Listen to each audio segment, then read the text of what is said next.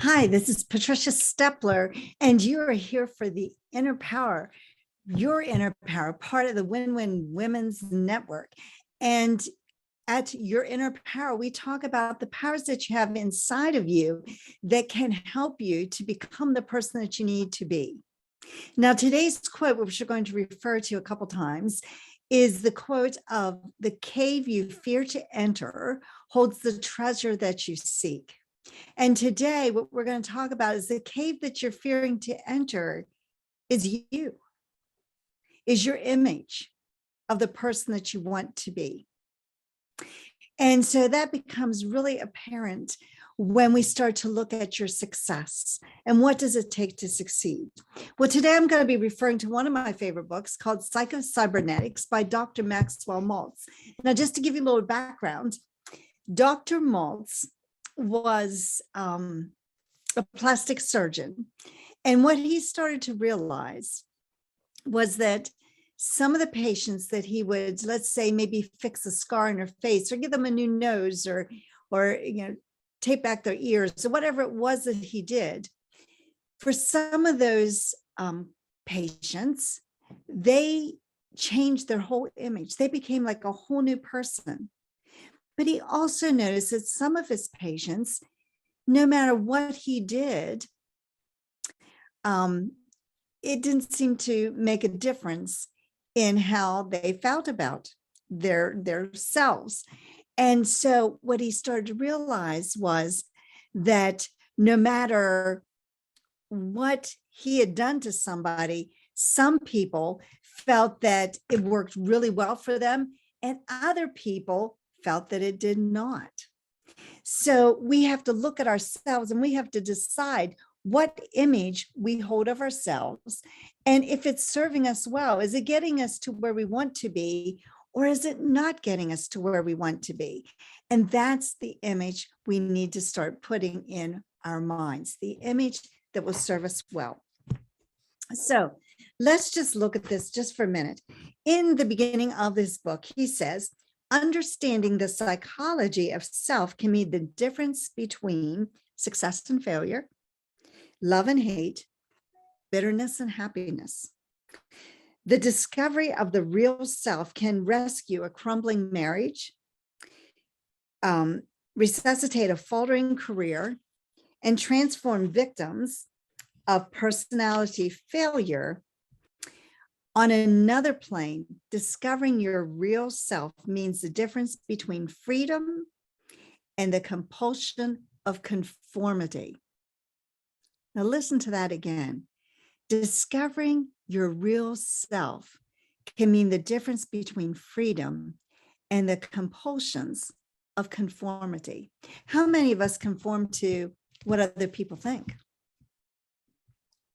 You know, that happens a lot.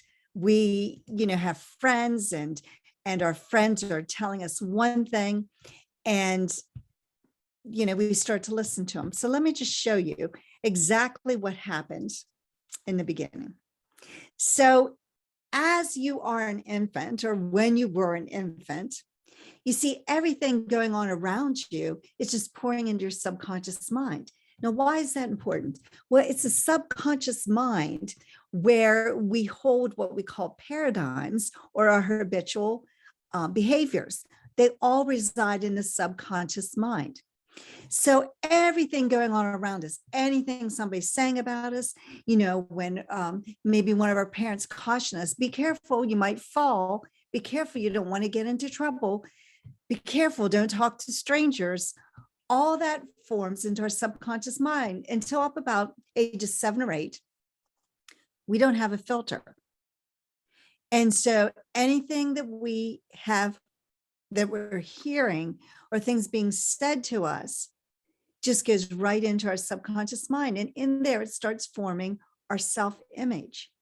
And our self-image is one of the largest paradigms that we have. And it's in control. See, the paradigms control our actions. They control what we do.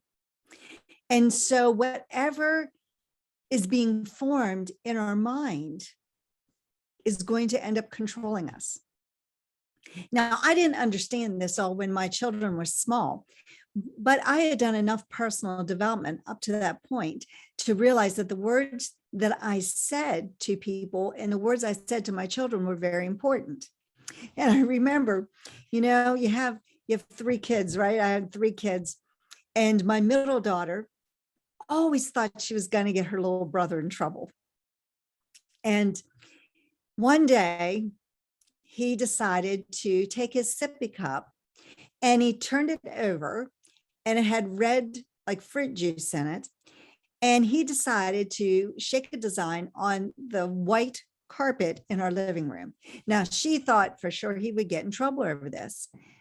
Now, at the time, he was maybe 2.5. Did he know better than to do that? Maybe, maybe not. In my thought process, he was just being very creative. He was doing a design on the white carpet. No matter how difficult that was going to be to get out of the white carpet, in his mind, he wasn't doing something because he was purposely trying to destroy my carpet. And so I just gently went to him and said, oh, no, we don't do that.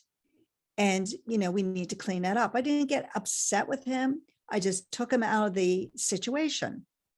What good would it have done for me to yell at him and to make him feel bad about that? It wouldn't have done anything for his self-image, wouldn't have done anything to make him feel good about himself. So that's one instance. Another instance, same child, and my 2 daughters were pretty upset about this. He took a marker into the bathroom and he decided to take that, and black marker at that, and decided to color over the white countertops and the white toilet and the toilet lid and everything. And again, he wasn't trying to be destructive. He was just too young to really know that that's not something we do. We don't write on things. So again, I took the marker away from him and cleaned it up, and again, didn't try to make him feel bad. You see, everything going on around him was just going into his subconscious. So if I would have destroyed his subconscious, that would have hurt his self-image. Now, as you get older, as he got to be 7 or 8 years old, new story, now he knows the difference between right and wrong. And we have, if you look at that line there, we have our subconscious and we have our think. And we now have a filter. So about age 7 or 8, you start to have a filter, and you know whether the things around you, whether you're going to believe them or not, or whether you're going to say, no, I don't believe that, or no, I'm not going to do that, or whatever the case may be, so that it doesn't become a problem. So those are the things we have to realize. Now, let's fast forward this same child, same middle daughter trying to get her brother in trouble. So in his bedroom, he was probably maybe 10 or 12 at this point. And in his bedroom, he had this baseball light. So it had fan blades that were the baseball bats. And then this bulb looked like a baseball. And he had closet doors that were mirrors. Now, he was taking batting lessons at the time.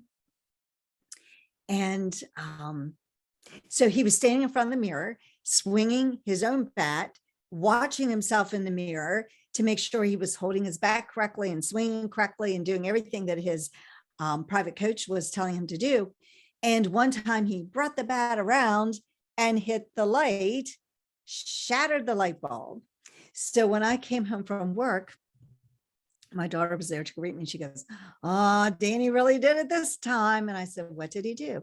He broke his light in the bedroom. Now, did he know better? Yes.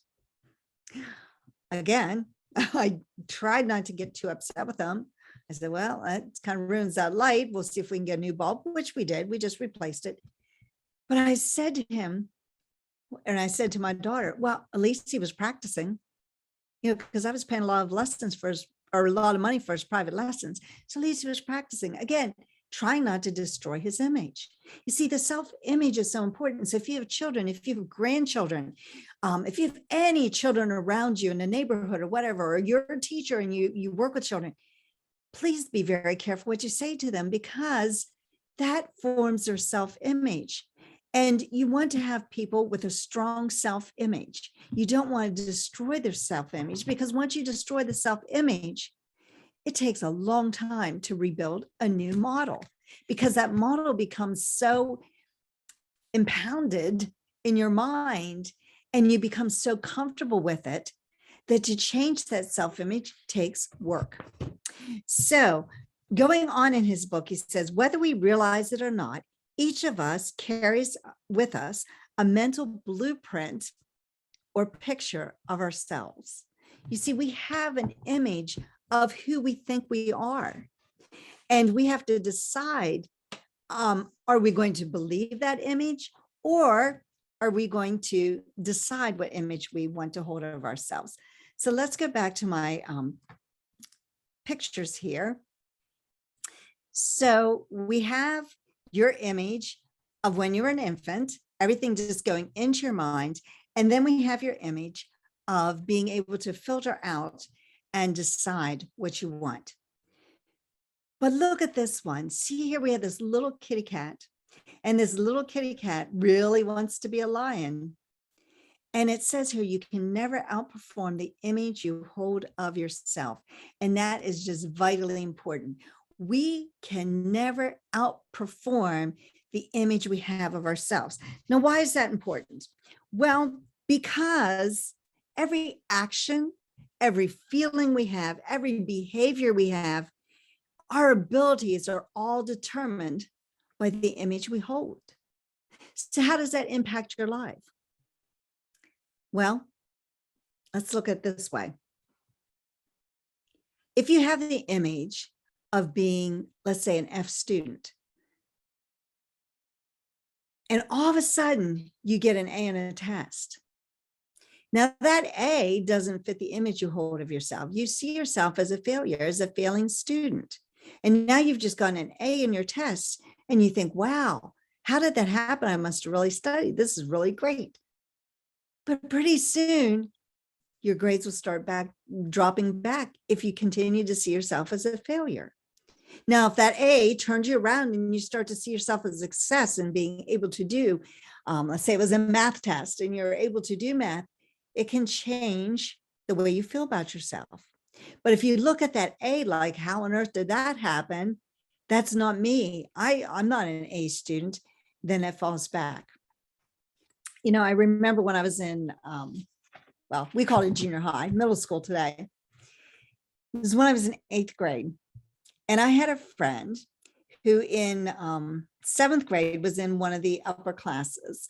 Our school based the different sections. We had 8 sections and they were all based on level ability. So section 1 was actually band students. And then section 2 was the upper students that were not in a band. And then section 3, the students who were not quite as good as, you know, the 2s, and all the way down to 8.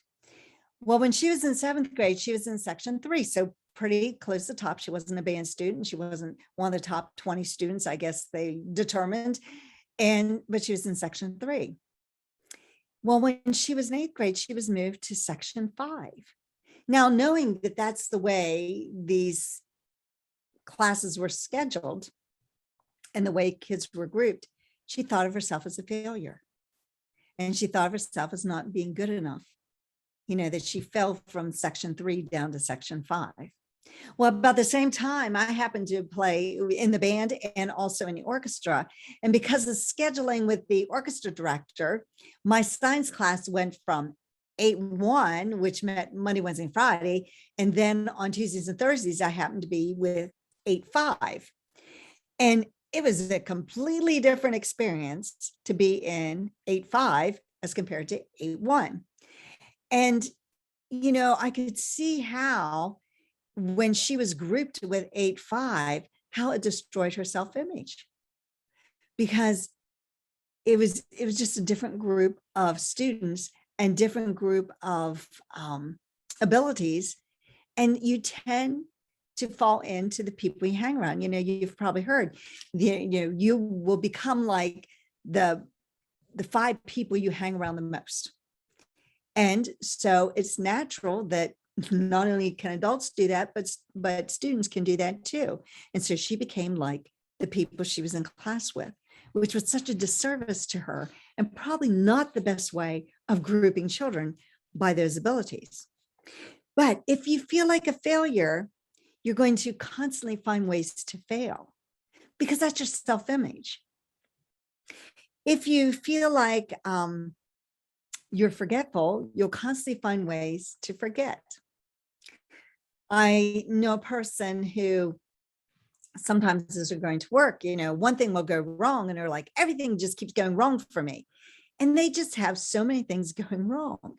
Well, why is that? Because that's part of who they are. So if things don't go wrong, then they're out of kilter. So the world adjusts to them having things go wrong. So they stay in that comfort zone of the self-image. You have people that maybe say, they can't earn more money. Let's say they're a salesperson and they have this image of themselves as I can't earn, let's say more than $50,000 a year. Well, what happens one month, let's say March or maybe February, they decide they have this fabulous month and maybe they're halfway there. Maybe they earn $15,000 in that month or $25,000 and they're like way ahead of where they normally would be. And so they think, wow, this is going to be a record year. If I'm already at 25,000, it's the end of February, I might be able to get to 50,000 by the end of June and maybe hit that six-figure mark by the end of December. And that's great if their image has changed, and you can change your self-image. But if their image and who they see themselves and who they feel themselves to be is somebody who earns $50,000, pretty soon they're going to have some pretty rocky months. And by the end of the year, they'll probably be very close to that $50,000 mark. Now, what does that do to somebody? Here they were at 25,000 at the end of February, and by December, they're still only about 50,000 where they usually are. See, that reinforces I'm not good at what I'm doing. But you see, it wasn't that being 50,000 at the end of the year that reinforced it. It was their subconscious that was reinforcing it through the year when they maybe could have gone to six figures, but that self-image brought them back down to where they belonged, in their mind. And that's what cybernetics means. Cybernetics, if you can think of a thermostat in your home, when it's cold outside and the temperature drops inside your home, maybe somebody's come in and out of the door a lot, and so the temperature's dropping. Well, then the thermostat registers that, and it kicks on your furnace or your heat pump, and then all of a sudden it comes back up to where you have it set. And it's the same way in an airplane. If you've ever in an airplane and you have turbulence, that turbulence is throwing that airplane off course. It's plugged in the information of where it needs to go to get to the destination that's been chosen.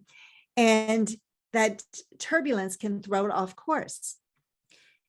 But once it gets, the turbulence, you go through the turbulence and you go back on course, then it's going to make the adjustments needed. The cybernetic mechanism in the airplane will make the adjustments so that you end up at your destination and not someplace else.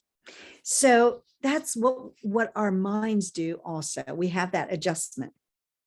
So let's look at, if somebody thinks that they can't change, that's not true. You're never too old or too young to change. So it says here, all your actions, feelings, and behaviors, and even your abilities are always consistent with your self-image. And you will act like the sort of person you conceive yourself to be. So you will act like the person you conceive yourself to be. The man who conceives himself to be a failure type will find some way to fail in spite of all his good intentions or his willpower. And even if opportunity is literally dumped in his lap, that person will find a way to fail, okay? Those who feel that they are a victim of injustice or is meant to suffer will invariably find circumstances to validate those opinions. The self-image is the premise, a base, or a foundation upon which your entire personality, your behavior, and even your circumstances are built. So we build our self-image based on what we conceive ourselves to be. Now, let's say we want to change that. Well, let me go back to my screen share and let's look at what's actually happening for us in this circumstance.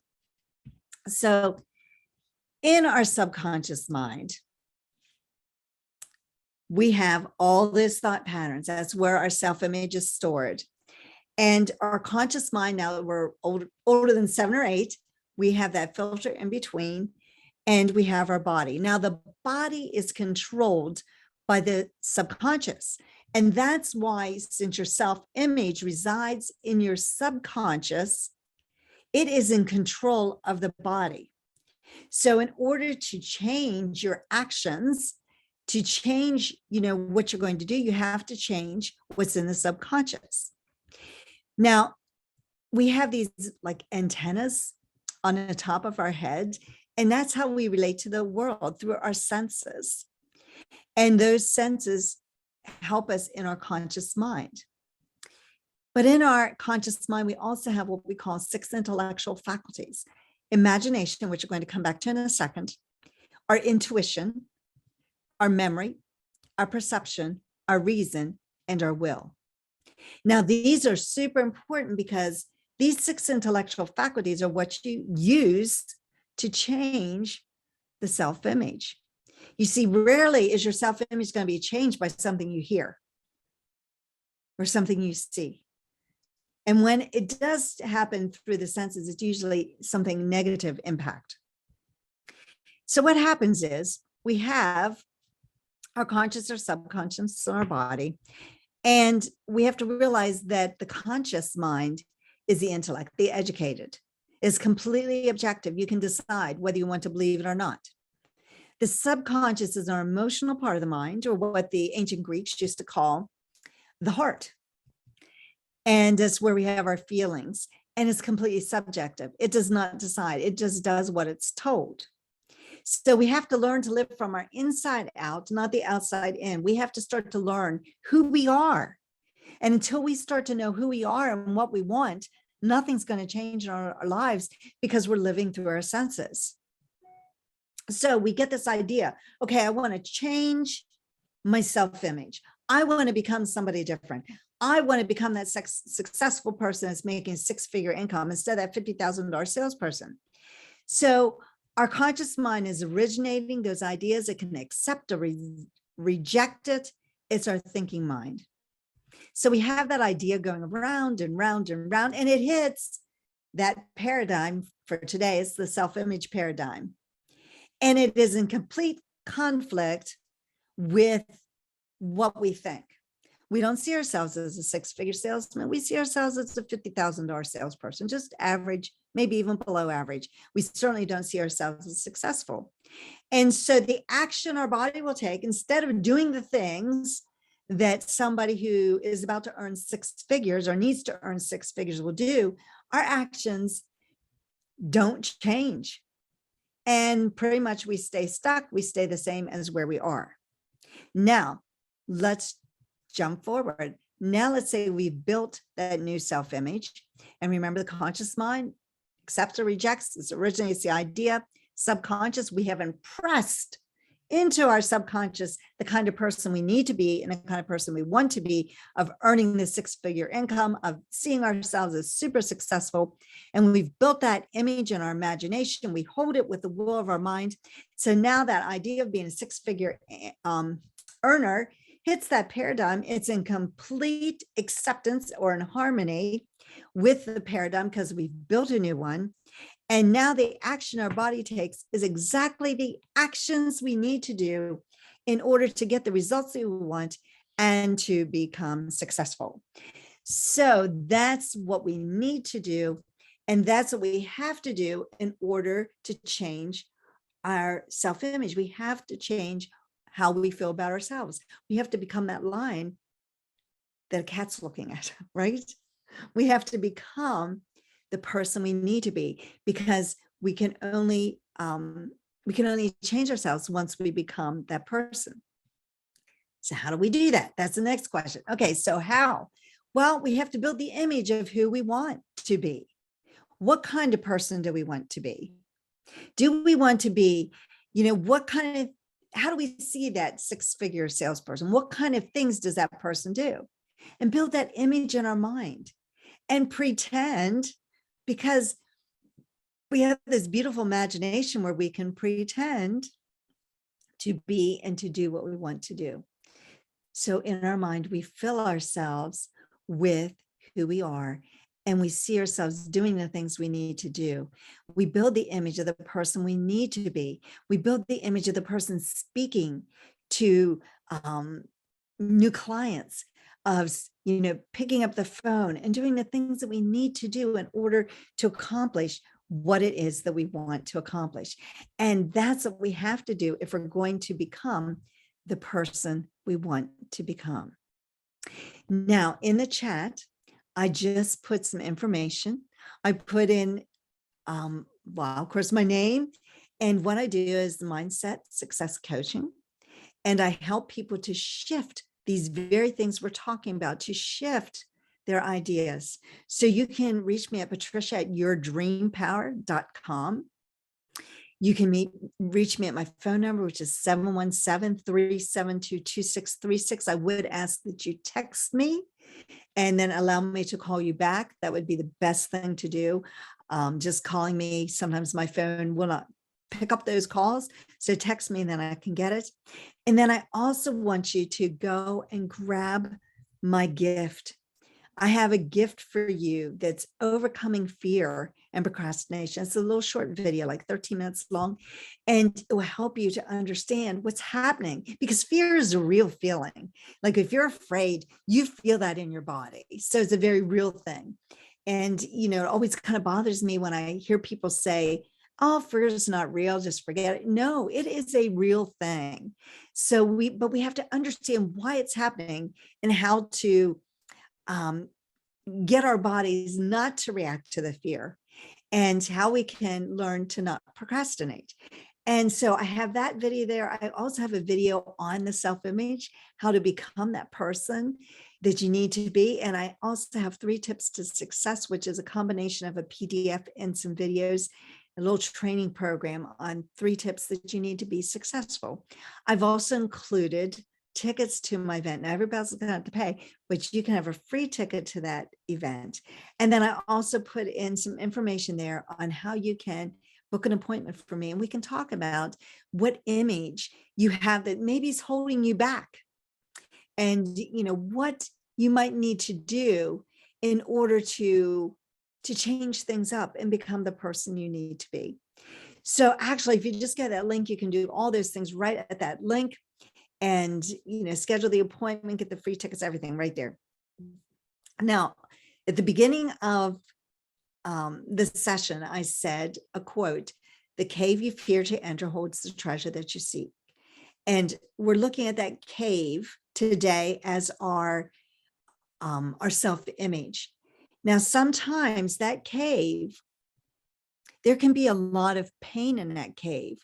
There can be things that maybe happened that are not very pleasant, and it's not very easy to deal with.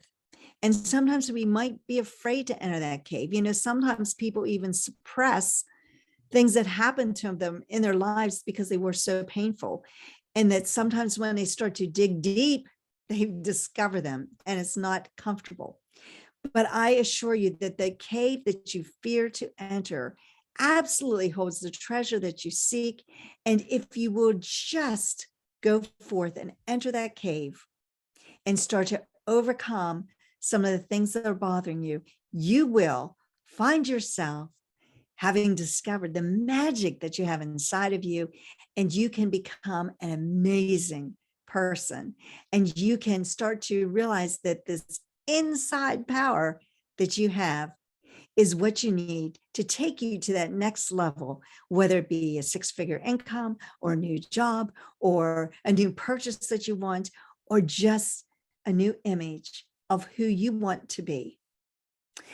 This is Patricia Stepler, and I have enjoyed talking with you about your inside power and talking to you about this self-image that you absolutely need to have if you're going to become the very best you that you can be.